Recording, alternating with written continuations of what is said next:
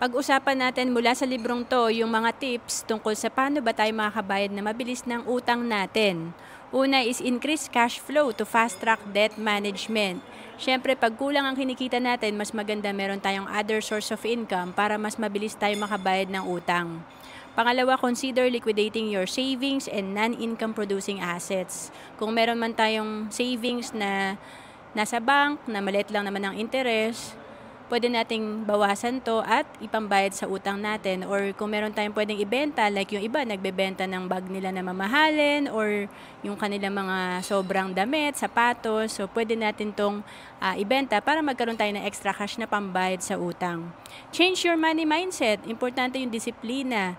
Importante yung hindi tayo greed or naiinggit para makontento tayo kung ano yung meron tayo.